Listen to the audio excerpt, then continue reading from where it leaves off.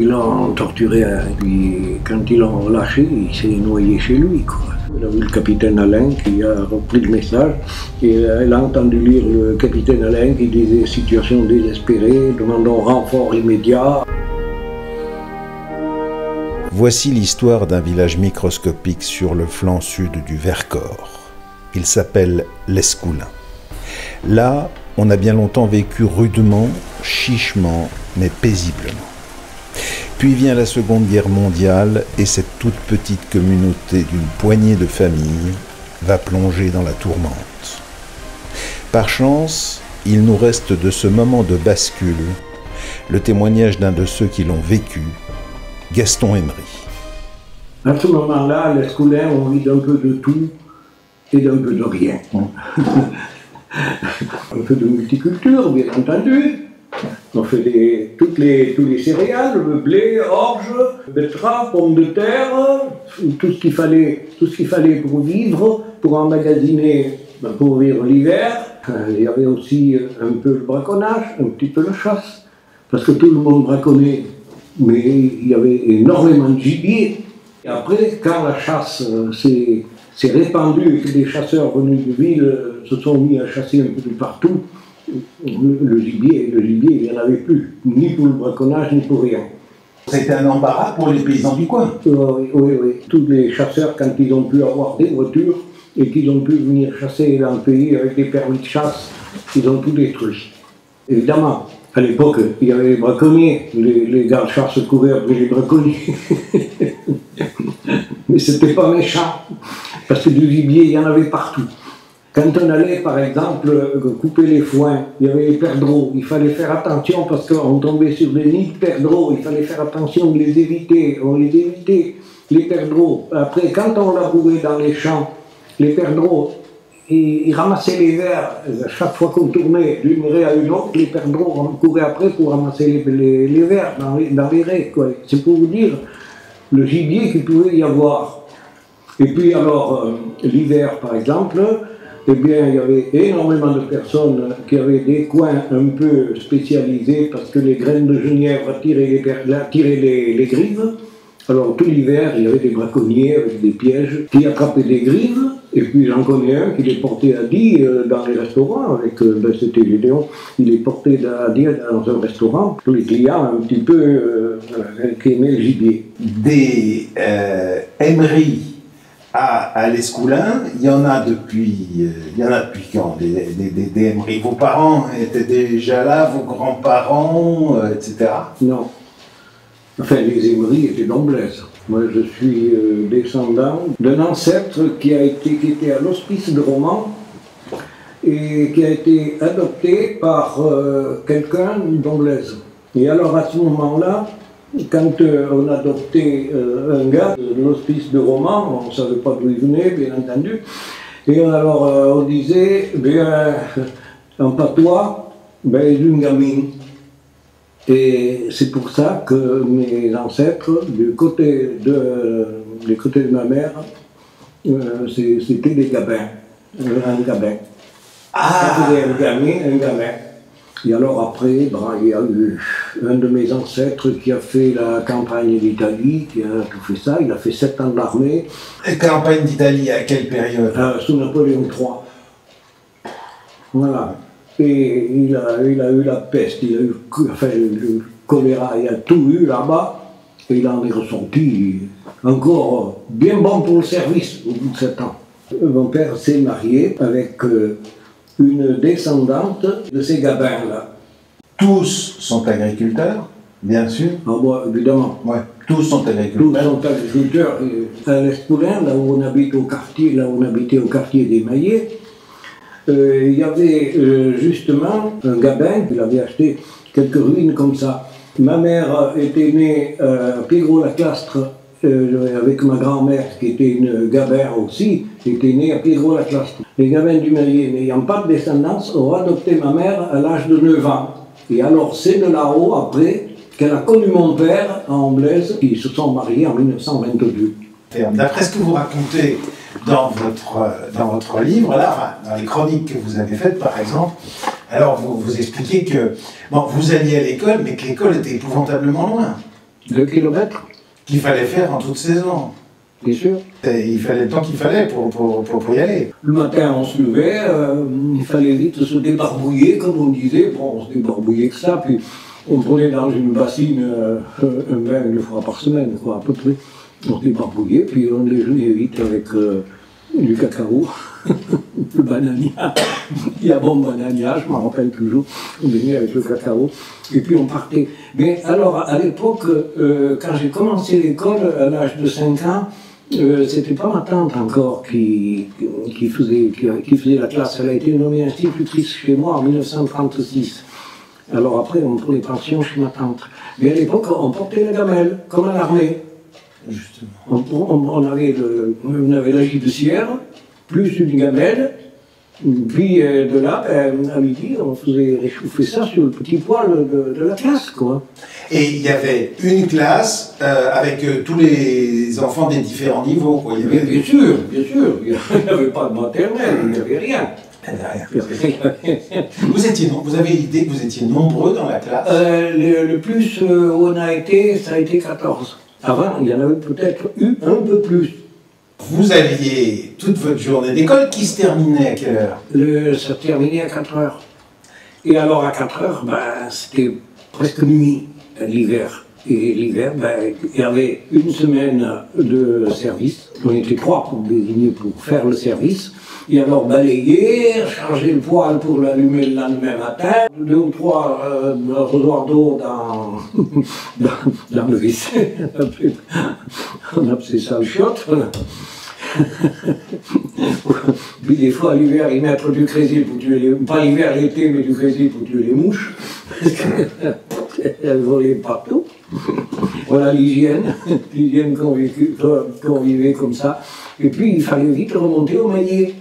Et puis au maillet, quand on arrivait là-haut, on avait la pleine gibecière avec des cahiers pour faire les devoirs le soir, et puis des récitations à apprendre, des trucs à apprendre tout le matin.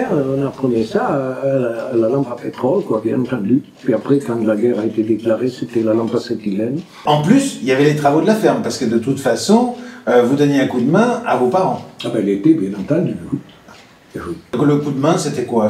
Le coup de main, c'était soit à garder les vaches, soit à labourer et puis passer devant les vaches pour les guider dans l'arrêt. Ma sœur aussi, elle partait garder les chèvres, ou à l'automne, il fallait vendanger, arracher les pommes de terre, et on faisait tout ça. On était bons à tout faire. L'été, les jours étaient grands. Mais l'hiver, alors, c'était pas tout à fait pareil, parce que l'hiver, comme il faisait nuit très tôt, des fois, on n'avait même pas le temps de ramasser les noix, parce qu'on ne les voyait pas. Alors les noix, on les ramassait les jeudis. On ramassait les noix le jeudi, et puis on les faisait sécher dans le grenier. Et puis quand j'arrivais l'hiver, il fallait casser les noix, alors vite, une tuile, un panier de noix, une tuile sur le genou, et la massette, et paf, on cassait vite un panier de noix pour la veillée, et pendant la veillée, alors on triait les noix sur la table. Il fallait trier les bons cerneaux qu'on vendait comme ça, et puis les autres, les cerneaux un peu moins bons, on allait faire de l'huile à Saint-Julien-en-Quin, chez nos cousins là-bas à Saint-Julien-en-Quin, ils faisaient de l'huile. Et est-ce qu'à ce moment-là, à l'Escoulin, il y a des commerces ou est-ce qu'il y a des artisans? Non. Comme commerce, c'était Félix Lapen de Beaufort qui passait. Et puis il faisait un petit dépôt dans le café Gédéon Rayon. Alors il laissait quelques victuailles de première nécessité, quoi. Et puis il faisait le dépôt de pain. Le pain, nous, on le prenait le soir en montant de l'école. Vous savez ce que c'est qu'on appelait ça une boge? Un sac où il y avait été la première destination, un sac d'engrais. Alors après on le lavait, puis ça faisait une boge et on montait le pain. Le soir on en montait, je sais pas moi, 3, 4, c'était des pains, des gros pains comme ça, quoi, des pains de campagne énormes. Et ça faisait pour la semaine. Et ça veut dire que, par exemple, je sais pas quoi moi, menuiserie, plomberie, les tuiles sur les toits, on se débrouillait tout seul. On se débrouillait seul. Et puis s'il y avait quelque chose à faire, c'était à Beaufort. Beaufort, c'était tout, une galerie artisanale complète. L'Escoulin, à ce moment-là, il y a combien de fermes? Il devait y avoir une dizaine de fermes. Et à votre avis, ça faisait combien d'habitants? Nous, à l'époque, ça devait faire 80 habitants. Ça veut dire qu'il y avait 8 personnes par ferme, quoi. Oui. Et alors, est-ce qu'il y avait une vie ensemble? C'est-à-dire, est-ce qu'on se voyait? Est-ce qu'on se donnait la main? Est-ce que... Entre Bien sûr, bien sûr, bien sûr, bien sûr. Je me rappelle du terrible hiver 1940, on était bien obligés de se donner la main parce que c'était tombé à peu près 1 mètre de neige, quelque chose comme ça. Et puis alors, la bise s'était mise à souffler, et il n'y avait plus de collines, c'était tout nivelé, tout nivelé. Et alors là, il fallait bien aussi s'occuper des bêtes, parce que le foin, on ne pouvait pas le rentrer tout, on le rentrait qu'au fur et à mesure dans les greniers, parce que les greniers n'étaient pas tellement grands. Et alors, on faisait des meules de foin à l'extérieur, dans les champs. Et alors, pour aller chercher une meule de foin pour donner à manger aux bêtes, il fallait faire des tranchées dans la neige. Et alors, on s'aidait les uns les autres aux paysans, avec les paysans comme ça. Ça veut dire qu'il arrivait que l'Escoulin soit coupé du monde. Oui, c'était complètement isolé, parce qu'il n'y avait pas des chasse-neige comme maintenant, il n'y avait pas des appareils de déneigement, il n'y avait rien du tout, il fallait se déneiger tout seul. La route de Beaufort, la départementale, il y avait un cantonnier qui s'en occupait. Mais alors, d'Escoulin au Meillet, il n'y avait pas de cantonnier. Il fallait que ce soit entre les paysans du coin. Tous les ans, il y avait 2 ou 3 journées de travaux qu'on donnait pour entretenir la route. Entre paysans. Remarquez que c'était, à ce moment-là, c'était 3 ou 4 journées de fête. Parce qu'on se retrouvait tous avec les buts et les canons. Hein. En dehors des coups de main qu'on donnait pour les fermes ou pour les routes, etc., j'imagine que, je sais pas moi, on avait des moments de réjouissance ensemble. On se retrouvait pour jouer aux cartes, on se retrouvait pour manger le coup. Il y avait un bistrot. Le bistrot, c'était Gédéon Rayon, là-bas. La seule que je vous dis, qui faisait un peu le dépôt des aliments de première nécessité de la part de Félix Lapin. C'était là le café. Et alors les gars, ils se retrouvaient tous les jours. Ah non! Non, c'était à 2 km, puis c'était loin, hein. Ah non, c'était 2 km du Meillet. Non, les dimanches, comme ça. Non, tous les jours dans les quartiers, c'était les soirées, on appelait ça les soirées des noyages. Pour émonder les noix. Alors là, c'était d'une maison à une autre, ainsi de suite, comme ça, quoi.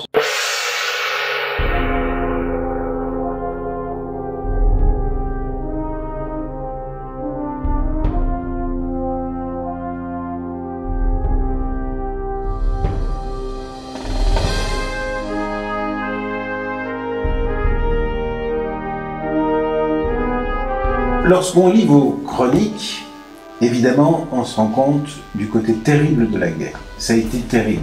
Est-ce que vous pouvez nous donner une idée de ce que ça a été terrible? C'est quelque chose qui m'a marqué. À l'époque, quand il y avait des scènes de ce genre-là, eh bien, il n'y avait pas de soutien psychologique. Vous pouvez y aller, hein.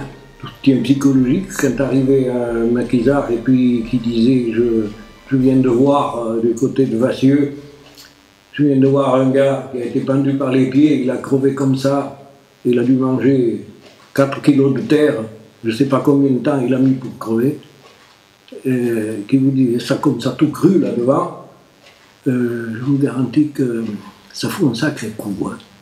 Ça fout un sacré coup. Et ça m'a toujours marqué.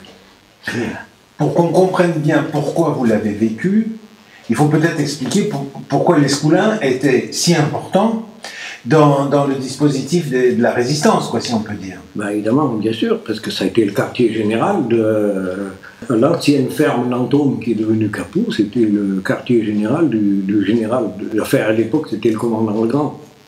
C'était son quartier général.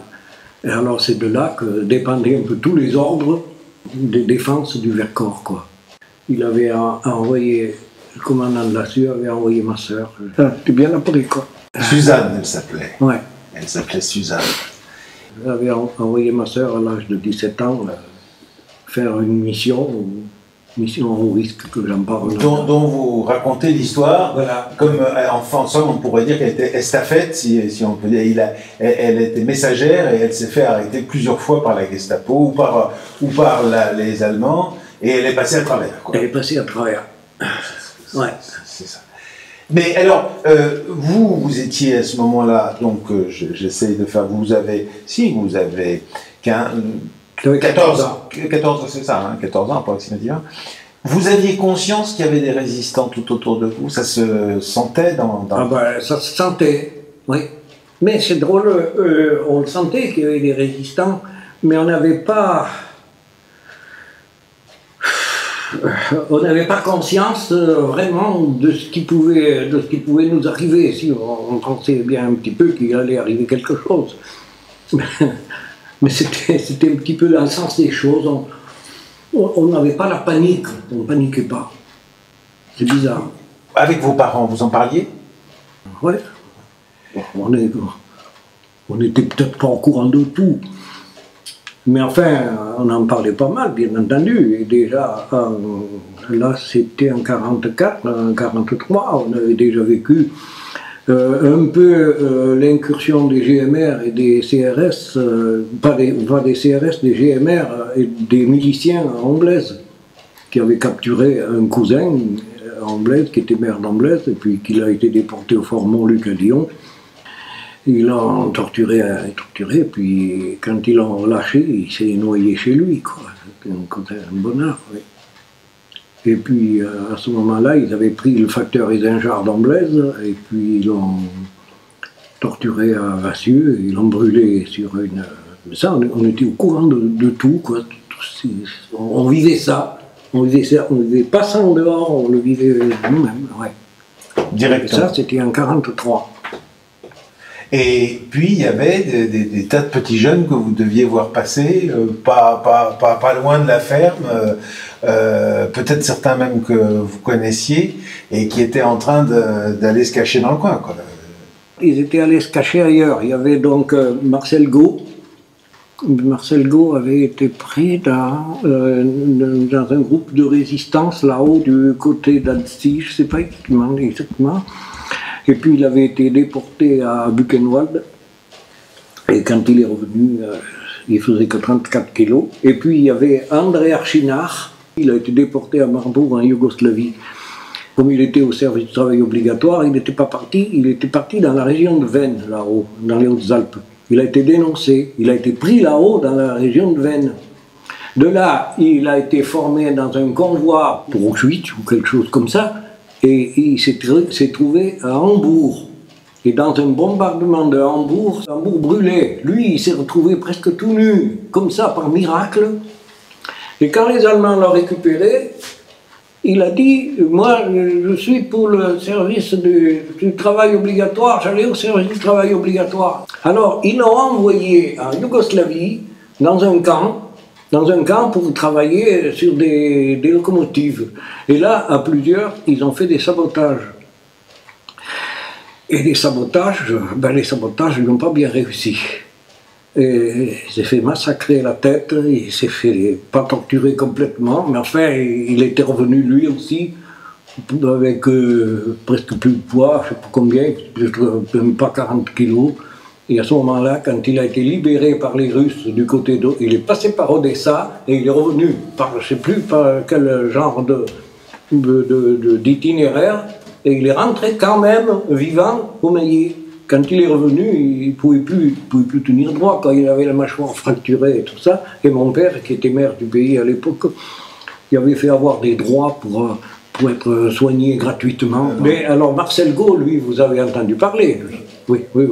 Il a fait 2 ans à Buchenwald, et puis alors après, dans les camps souterrains de Dora, à Dora, là où il fabriquait les fusées pour... les V2. Les V2, oui. Et de là, il a fait je ne sais pas combien d'années aussi là-dedans, et quand il a été libéré par les... Je crois que c'est les Américains qui l'ont libéré là-bas, il me disait toujours, quand on est sorti, on mangeait l'herbe comme des bêtes. Quel souvenir est-ce que vous avez des relations entre les fermes à ce moment-là? Parce qu'enfin, il y a 10 fermes à l'Escoulin. Donc, on sait ce que pensent les uns les autres. On devine. Ou alors est-ce qu'on se parlait pas tellement parce que ça devait créer une drôle d'ambiance quand même, cette atmosphère générale de la guerre, de savoir que le danger était juste là. Bien sûr, oui. Et surtout que chez nous, pendant la guerre, il y avait eu beaucoup de personnes dans les fermes, aussi des réfractaires au STO, que les gens avaient pris chez eux.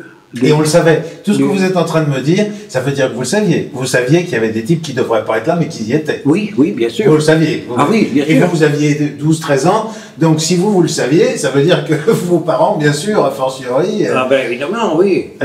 On le savait. On le savait. Et ça devait quand même créer une certaine ambiance, quoi, de se dire, au fond, on court tous un risque ensemble, quoi. Ouais. Oui, bien sûr. À ce moment-là, oui, on allait toujours à l'école. Et je sais, il me semble, oui, qu'on nous faisait la leçon, et puis de dire, quand on allait à Cré, de ne pas parler. Je crois qu'on faisait ça, on nous disait, vous dites rien, vous dites que vous savez rien du tout, parce qu'on faisait toujours les courses étaient faites à Cré, bien entendu. Pardon. Les grandes courses. Qui disait ça? C'était la maîtresse d'école qui disait ça, ou c'était vos parents? Ah non, c'était les parents. Les parents? Oui, ah ben la maîtresse d'école, bien sûr, aussi, après ça a été ma tante, oui, les choses à boucler, quoi, il ne fallait pas raconter n'importe quoi. Ouais. Pour maintenir une ambiance assez... Parce qu'il fallait quand même aussi, pas que ce soit trop morose entre jeunes, et bien on faisait des répétitions et on jouait des pièces, et comme ça pour tout. Voilà, on se sortait de la morosité de l'ambiance en jouant des rôles comme ça, là, oui. Et les Allemands, à proprement parler, est-ce que vous les avez vus? Ou bien est-ce que c'était seulement la milice et les GMR? La milice et les GMR, je ne les ai pas vus. Les Allemands, quand ils sont venus, je ne les ai pas vus non plus. Je ne les ai pas vus non plus parce que à ce moment-là, on a commencé à les entendre venir par des coups de feu qui tiraient par la montagne. Et en passant, ils ont incendié une vieille maison au col de la Condamine. Ils ont après incendié le quartier du Grandjon. Après, ils ont incendié l'école, parce que ma tante à ce moment-là, qui était institutrice, elle s'était jointe au maquis et avait fait de l'école un genre d'infirmerie. Alors quand ils ont trouvé qu'il y avait une infirmerie, ils ont ramené des gerbes d'un champ et ils ont mis le feu dans l'école. Et à ce moment-là, il y en avait un, maquisard, qui était planqué à ce moment-là, qui soignait l'infirmerie. Il a juste eu le temps de sortir, il est resté toute une journée dans un champ de patates derrière couché. Comme ça.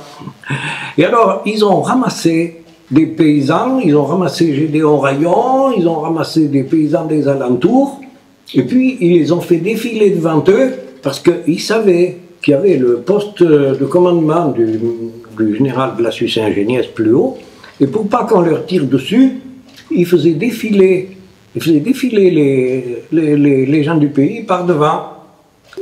Et les maquisards, ils ont eu la présence d'esprit de ne pas tirer. Alors, ce qui fait qu'il n'y a pas eu de massacre. Il n'y a pas eu de massacre. Mais ils ont incendié l'école, ils ont incendié, ça fait 5 maisons au total qu'ils ont incendiées. Voilà, ce jour-là, c'était le 5 août 1944. Mon père et tout ça, on l'a pris par le bras, on a dit on va aller dans la montagne. Et on regardait flamber les maisons dans la montagne, tous en pleurs. Alors, regardez ça. Mon père, lui, ça m'est toujours resté. Il a dit, je vais y aller. Comme il était maire, il dit, je vais y aller. Il est descendu un peu dans les champs par-dessous. Puis nous, ma sœur et moi, on lui a couru après. On s'est accrochés. Il a dit, tu vas pas plus loin. Tu vas pas plus loin. Tu veux pas que tu y ailles, faut pas que tu y ailles. Il savait plus comment faire. Et il a bien fait. On a bien fait de le retenir, parce que je ne sais pas ce qui serait arrivé de lui. C'est un cas de conscience. Qu'est-ce qu'il faut faire? Et nous, on l'a tenu. Avec ma soeur, on ne voulait pas qu'il y aille. Puis finalement, on a aussi bien fait, parce qu'on ne sait pas ce qui serait arrivé. Alors de là, les Allemands pour se retourner. Je ne sais pas ce que c'était comme genre d'allemand. Hein. Ils ont pris une jardinière, une calèche, qu'il y avait dans le coin par là. Ils ont mis un cochon, ils ont mis des victuailles un peu qu'ils ont trouvé dans le coin. Et puis, ils ont pris avec eux, ils ont pris deux personnes du pays pour les faire passer devant et à coup de bâton pour leur faire tirer la calèche, mais ils ne pouvaient pas la tirer, quoi, pas tout seul, mais enfin. Et ils les ont emmenés jusqu'à Die. Ils sont restés en prison quelques jours sans torture, et le débarquement est arrivé le 15 sur les côtes méditerranéennes là-bas, et ils les ont relâchés par miracle. Il y avait Gustave Paturel et Fernand Béranger, ces deux-là qu'ils ont amenés jusqu'à Die.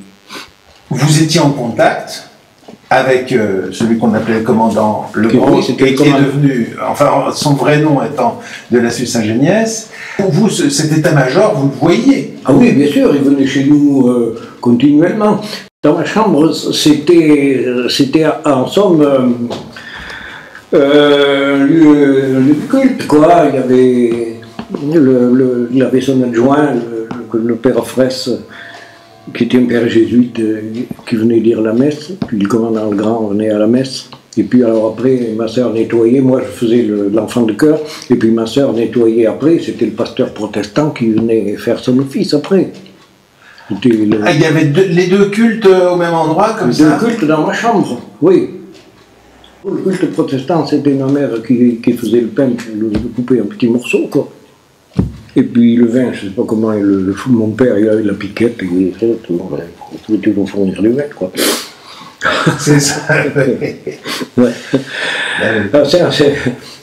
C'était vraiment l'écuménisme, il n'y avait pas de problème.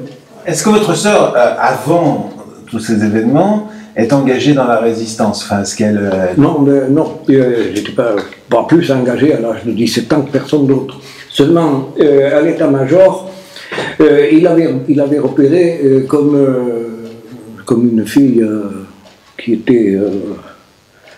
n'avait pas froid aux yeux, qui savait se défendre. Elle était partie en mission le 25 juillet parce qu'ils étaient perdus dans le Vercors. Là, ils ne savaient plus comment ils allaient s'en sortir. Et alors, quelques jours avant sa mission, ma sœur y allait tous les soirs. Il l'a convoqué tous les soirs à l'état-major. Le futur capou. Oui, le futur capou. Pour lui enseigner ça, comment elle devrait passer, et puis lui enseigner sa mission et tout. Et alors, après, elle arrivait à la maison, elle disait, c'est pas grave, parce qu'il faut que je descende à Beaufort, je rencontre quelqu'un, puis après je vais à Amblaise. Alors, ce qui fait qu'à Amblaise, c'était une zone, pas une zone sensible. Alors, ça n'a pas foutu la trouille ni à mon père, et puis à plus forte raison à moi, quoi. Mon père savait rien du tout, rien. Et quand elle est partie avec une bicyclette, et ils avaient mis dans le tube du guidon, ils avaient mis le message pour l'envoyer jusqu'à Bordeaux, parce qu'ils n'avaient pas de radio assez puissante dans le secteur pour envoyer un message à Alger. Elle est passée à Beaufort, puis à Beaufort elle a rencontré des Mongols, vous savez ce que c'était que les Mongols, qui l'ont arrêté. Ma sœur dit, moi, elle leur dit passer, elle fait voir le chef mongol, et il dit, il faut laisser passer parce que moi, cousine Capoute, un peu plus loin, là-bas, à la Répara, les cousins à la Répara, cousine Capoute. Alors, le chef des Mongols l'a accompagné jusqu'à Blacon, ils l'ont emmené à la commandantour.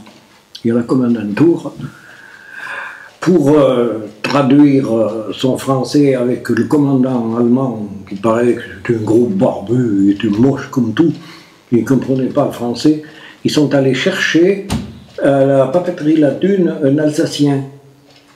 Cet Alsacien, ça m'a fait pleurer un jour parce que je l'ai revu. Et l'Alsacien, lui, il n'était pas bête du tout. Il a compris tout de suite ce qui se passait. Alors, il a traduit à sa façon, et le commandant de la commandantour lui a fait un laissez-passer pour traverser la Drôme, pour aller jusqu'à Nouvelle-Répara ou à Cousine Capoute. Alors, de là, ma soeur, avec le vélo, elle est repartie. Et le commandant, il récupérait n'importe quoi, les Allemands, à ce moment-là. Il avait dit, vous laisserez votre vélo au retour, là. Hein. Après, il est monté jusqu'à vers Bordeaux, il a vu le capitaine Alain qui a repris le message. Et elle a entendu lire le capitaine Alain qui disait « Situation désespérée, demandons renfort immédiat, tout ça. Pour le transmettre à Alger, quoi. Puis finalement, ça a servi à quoi? À rien du tout. Et alors, au retour, il avait cousu le message dans l'épaule, ou sous le bras, ou je sais pas quoi. Parce que comme elle devait laisser le vélo, alors à ce moment-là, s'ils avaient remis le message dans le vélo, c'était perdu, quoi, la réponse qu'il lui donnait. Et à ce moment-là, à Blacon, ils ont eu un raid de l'aviation anglaise. Quelque chose comme ça, ils ont tout mitraillé, ils ont mitraillé du côté de Blacon, créé en passant. Je crois qu'il y a un avion qui avait été abattu même, et ça les avait désorganisés. Les Allemands ont été désorganisés à ce moment-là. Et elle n'a pas été obligée de laisser le vélo. Et elle est arrivée, ça fait, elle est arrivée 2 jours après, quoi. Et je sais que tous, à l'état-major, ils regardaient le dernier virage. Toute la journée, ils regardaient le dernier virage pour dire, savoir si elle va être là. Savoir si elle va être là. Quand ils l'ont vu arriver, ils se sont mis à hurler. Elle est là, elle est revenue.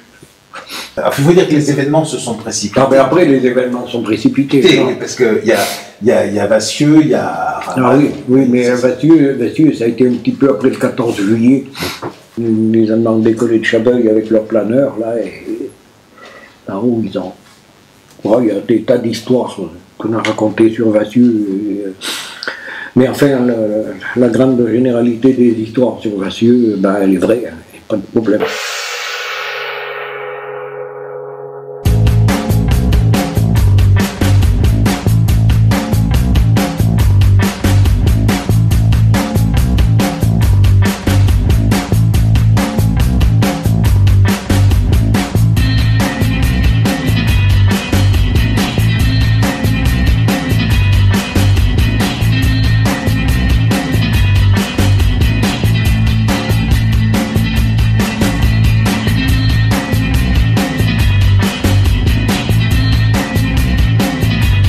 Au fond, vous avez été témoin, après la libération, etc., de ce moment au fond, où la campagne était désertée, quoi. Après toutes ces affaires, ça a été la désertification, tout ça, tout le monde est parti là-haut parce qu'on n'avait ni eau, ni électricité, ni rien du tout. Après ça, on oublie d'en parler, mais on a été élevés comme des ours dans une tanière, hein, c'est pareil. Hein. On n'avait pas de commodité.